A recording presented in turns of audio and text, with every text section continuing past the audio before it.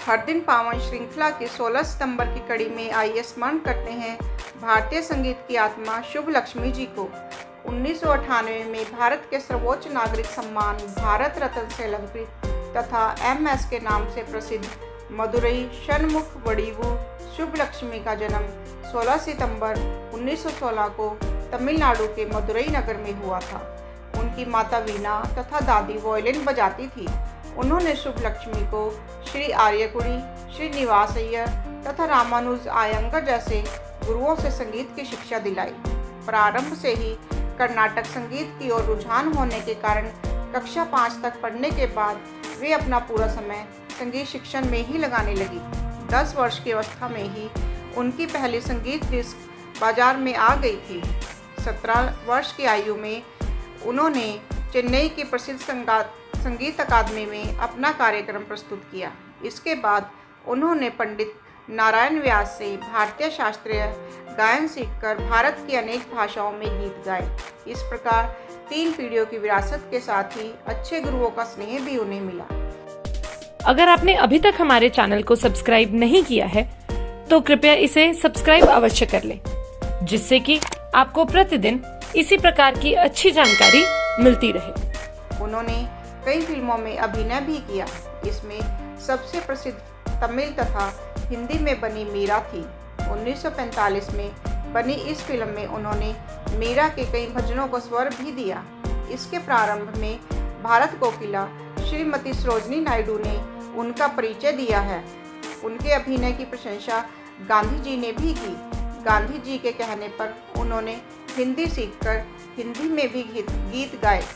1947 में मीरा फिल्म के उद्घाटन के बाद वे दिल्ली के बिड़ला हाउस में गांधी जी से मिली। वहां उन्होंने रामधुन तथा मीरा के भजन सुनाए। गांधी जी ने कहा कि यदि तुम बिना गाए भी मीरा के भजन बोलो तो वे बहुत अच्छे लगते हैं। सुचेता कृपलानी के आग्रह पर उन्होंने गांधी जी का प्रिय भजन हरि तुम हरो जनन की पीर रिकॉर्ड कर भेजा। 1941 में सेवाग्राम की प्रार्थना सभा में उनके भजन सुनकर गांधी जी ने उन्हें आधुनिक मीरा की उपाधि दी।